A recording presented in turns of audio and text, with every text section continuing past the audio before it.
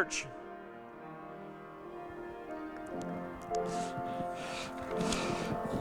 Thinking about it, I don't think I've ever used a Gilligan's Island analogy in either my intro or in my message. So when this one came to me this week, it was special.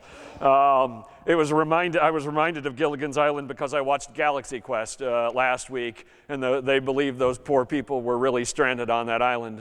It was quite humorous. So if you remember Gilligan's Island, you remember that somehow the professor was able to make amazing things with a coconut-based technology.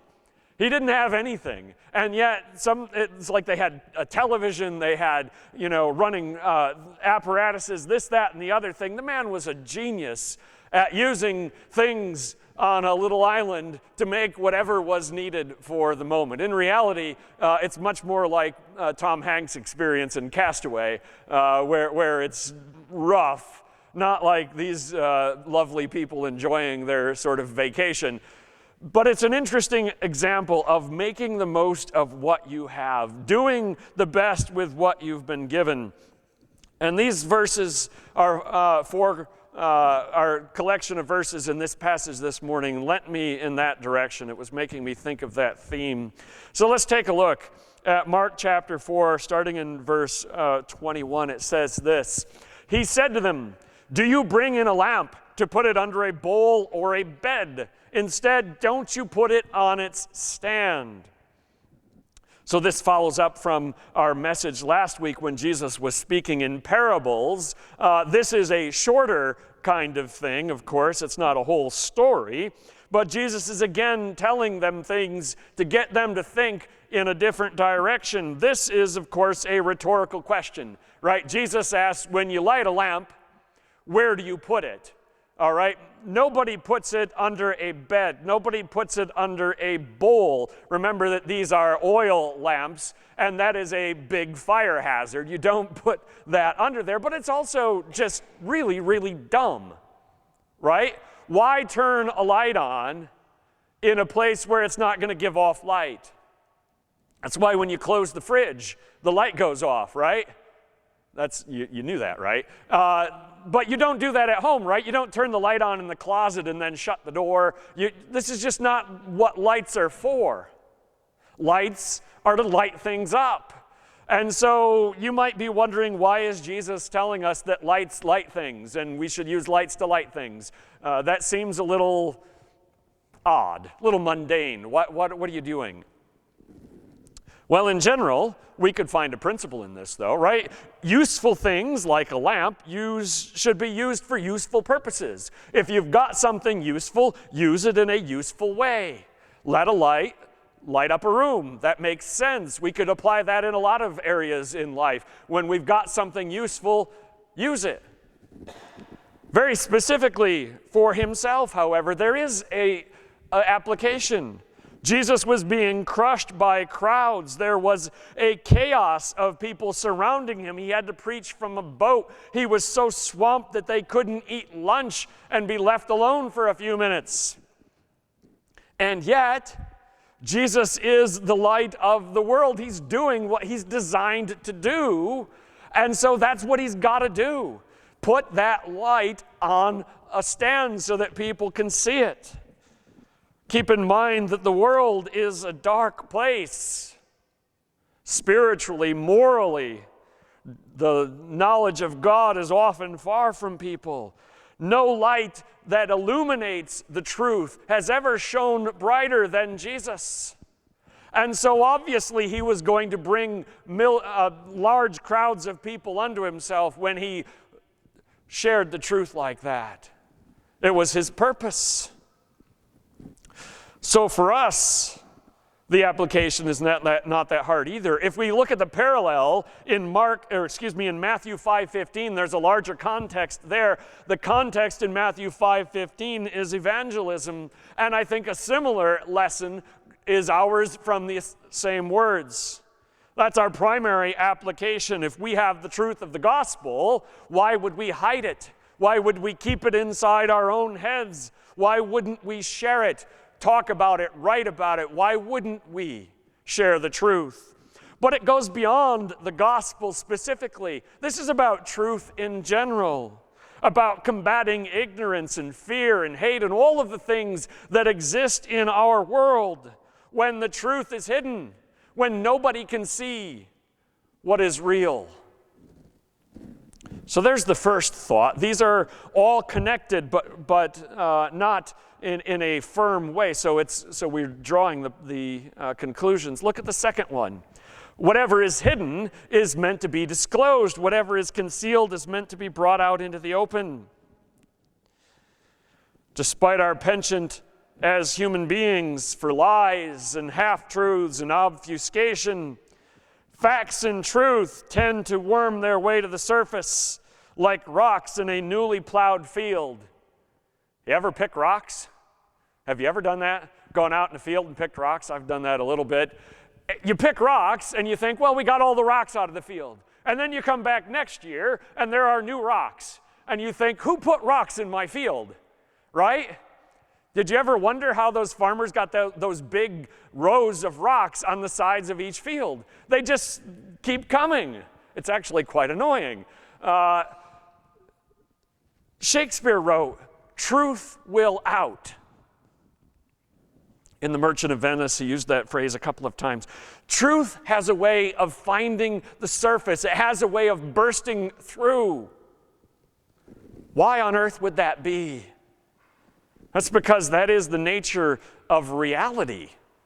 God created a universe that runs on natural law, where things are repeatable and predictable once we uncover the basis on which they operate. Once we understood the laws of gravity and we started to understand chemistry and physics, we could realize, oh, this will happen like that. That is the way the universe operates. So falsehoods, whether they are intentional or ignorant, are going against the natural order of the universe, swimming against the stream, because they're ignoring or trying to silence reality. And reality is something that is real. And there are facts in this world, and there are truths in this world, whether we're talking about physics or morality. God has given us a world in which there is truth with a capital T. It really does exist. Postmodernism doesn't believe that, but it's not true. Ironically, there is truth. Alongside scientific facts and observable phenomenon, there are truths in the abstract sense. And so we are honoring the God that created this universe, who set up a universe in which 2 + 2 = 4, in which the laws of physics hold. We honor God when we elevate truth, when we dispel falsehoods. You see, we have been created in the image of God and been given a brain that has the ability to think and reason and understand. So when things are hidden, they're meant to be disclosed. Things that are concealed are meant to be brought out into the open. This is the natural order of things, the way God created. Verse 23, if anyone has ears to hear, let them hear.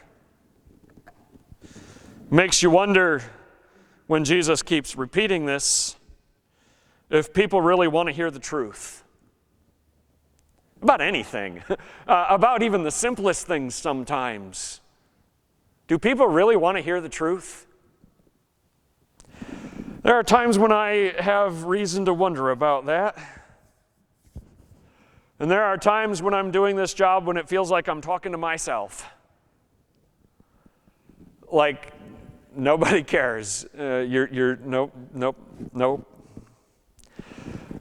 And I had an up and down week this week. I had a real up and down week. So much so that last night I got a 3x5 card out and wrote more stuff in So that stuff's coming up next. If you don't like it, it wasn't part of the original message. But I got out of bed last night to write that. I do that sometimes. Nicole will tell you. For better or for worse, sometimes my brain says, you better write this down because tomorrow morning you might forget it. It was an up and down week. It started well. On Monday, I had an unexpected visit from Mark Masurgian-Smith. And if you don't know Mark, you're missing out. Mark is our regional pastor for missions. He is probably one of the most on-fire people for God I've ever met. He's amazing. He's got that quality of being able to encourage anybody that you can do this. And we had a great conversation. I was getting ready to go running, but I talked to him for about an hour. And he was very encouraging about the ministry that I do and the things that I'm trying. And he was saying, just keep at it, keep going. This is you're doing the right thing. It was great. I love that. I love people like that. And then on Wednesday, I learned something that was very difficult. Had something happen that called into question all of my work for the last 9 years. Made me wonder if I was doing some things wrong. Was I on the wrong track? Because I lost a connection to someone that was very dear to me. And some of you might have been in those shoes lately. Said something on Facebook, posted something on whatever other thing you do. That's as far as I go. I'm not on Snapchat or Twitter or whatever, or Instagram, but maybe you did. And all of a sudden that friend's not there anymore, or all of a sudden that relative's not speaking to you anymore, and you're thinking, what's going on? I had one of those weeks. And it made me think about this. How can I be a light that shines? How can I bring out truth into the open? That's what the text just told us. Put a lamp on a stand, bring things that are hidden out in the open. How can I do that? First thing to ask myself is, what are my skills and passions in this ministry? What do I got going for me, right? What can I use? And this isn't exactly a Batman super skill kind of thing that I've got. It's not sexy or glamorous. But I'm kind of good at researching and reading things and then regurgitating and organizing that information in a way that's explainable to others. Y'all wish you had that, right? That's cool. But that's kind of what I do. It helped me as a teacher for 10 years. And so this spring, when the pandemic hit, I said to myself, what can I do to help out AbcoPad? What can I do when I can't go out and do stuff? And I ended up teaching 2 of my classes online through Zoom. So hey, there's something I can do to help things out. But there's more to it than just that in these trying times. And that's the part that I was re-examining this week, that after Wednesday made me wonder about. Because when this pandemic started, nobody knew what was going on, right? You remember that. Back in February, into March, people didn't know how it spread, how serious it was, what should we do about it. People were all over the place. And I saw a video that a Baptist minister down in Georgia had shared, talking about the mark of the beast and how the vaccine for this pandemic would be the mark of the beast. And I was like, you've got to be kidding me. That is the worst interpretation of that passage I have ever seen. And so I wrote about that. And I talked about that, and I started to engage some people on Facebook and with my blog about the pandemic, trying to counteract misinformation, people that were saying that it's not really serious, people that were saying crazy things about how the government had done this on purpose or whatever. I mean, that kind of stuff was out there. And it didn't seem to me to be wise to say nothing. On some issues I just let go. Some issues are not worth arguing about because people are not listening. But this did not feel to me like one of them. And so I've dealt with that this spring quite a bit. And we're not done with that. Because last month, maybe it was all the way back to August, John MacArthur, with the 6,000 people that go to his church, said, there is no pandemic.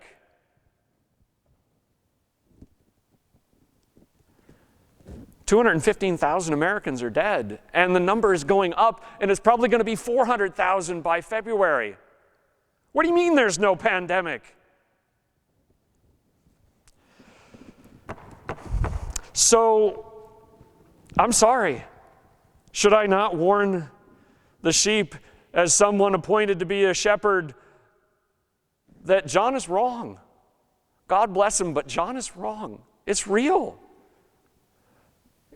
Not all of the world's doctors are involved in a conspiracy against you, my friend. I'm sorry. So I did some of that.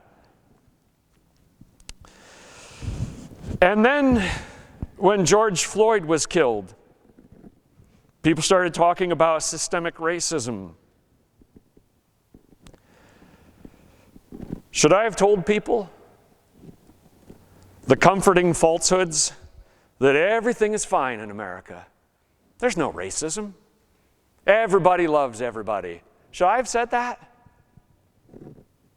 I know some ministers that have said things like that starting with this spring. I've talked about that topic in the past. I wrote a post a few years ago called, "There Are No Racists at the Cross." Because I don't see how you could possibly be a follower of Jesus Christ and be a racist. Because that heart is split in two.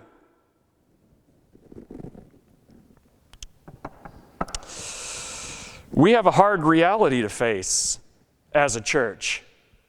The church in the past failed to combat the racism in its midst. There was racism in American churches in a very serious and detrimental way. And you know what? It's not all gone. We've not banished it completely. Those attitudes, those behaviors still exist. And I know I offended some people with either that one issue or the other, or both. Some were personally upset. Some were upset for political reasons, which I care about less than the first one. I don't want to hurt people personally, but some people would have preferred that I never say anything on either one of those. Some people would prefer that I was a little less interested in what was true, a little more palatable. In all honesty, I had a good friend send me an email that said, "You're wrong on all this racism stuff. You're absolutely wrong. None of this is what you're saying." And that hurt. Nicole knows that. That was hard.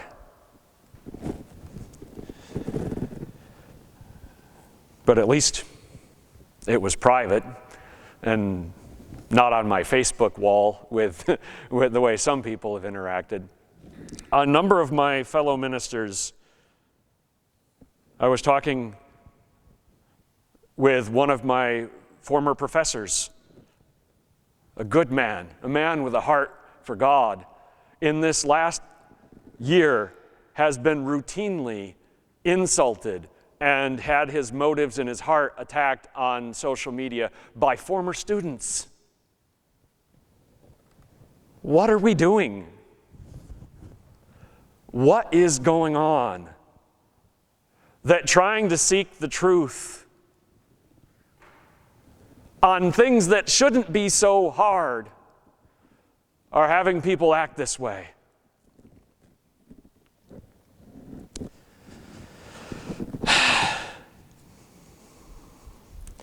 Well, I do what I do, and I try what I try because I'm convinced that I have to. My conscience will not let me do anything else because I see real people really being hurt by these issues. And silence is acquiescence in a way. So I do it, in part for people that can't. Because I know some ministers might lose their job if they spoke up against racism. So I do it. I know some ministers might lose their job if they say that the pandemic is real. So I do it. And I do it because I once took an oath. Because I went in front of a church in Palo, Michigan, and they put their hands on me and prayed and said, "Minister to the church."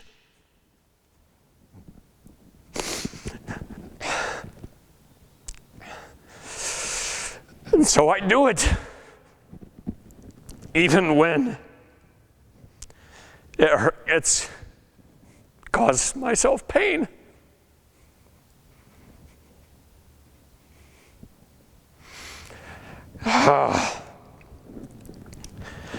And lastly, I do it because it's reality.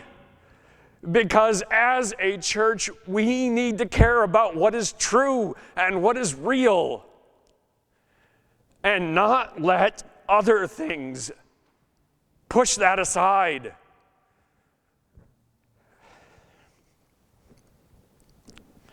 Because if we don't do that now, what will the next generation believe? If we teach them that the truth is only as important as it helps us, and if we do not like it, we can set it aside, what will they believe?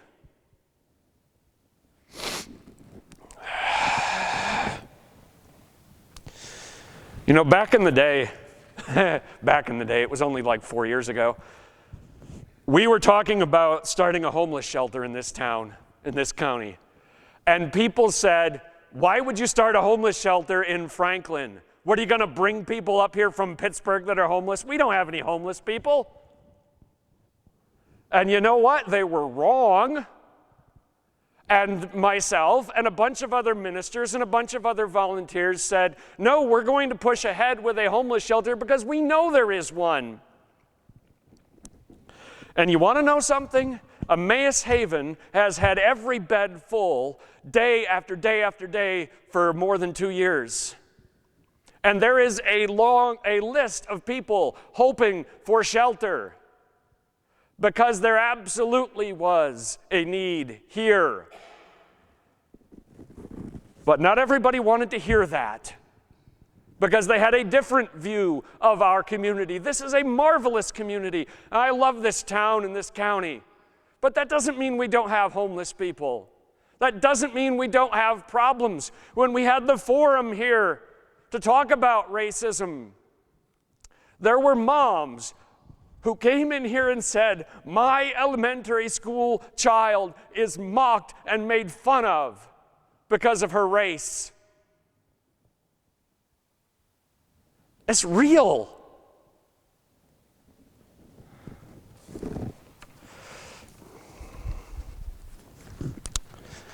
So that's what I got to do. And no, that doesn't mean that I'm going to tell you who to vote for. I will not do that.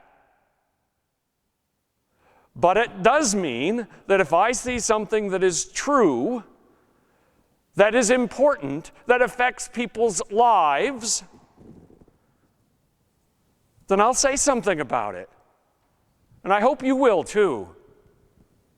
That's part of this, is that it's not just me. And I know we grow weary of this fight. I got tired of it. And frankly, I snoozed a whole bunch of people on Facebook with 30 days to go in the election, because you can snooze people for 30 days. And I was tired of what kept coming out of their feed again and again and again. Don't worry, Kathy, it's not you.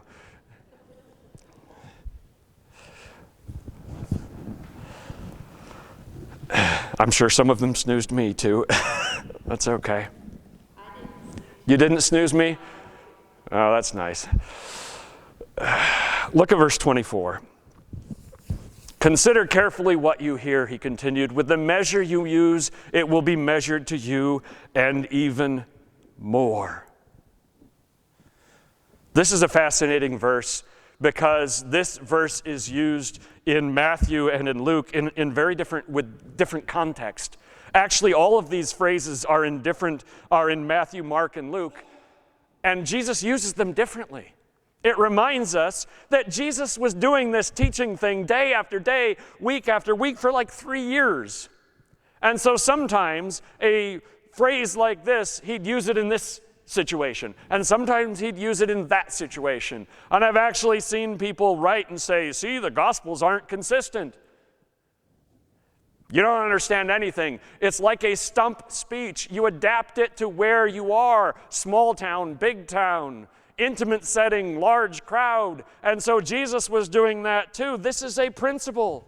We can apply it in numerous ways. We could see this as a commentary on grace and forgiveness, on kindness and generosity, right? If you give a lot, you'll get a lot.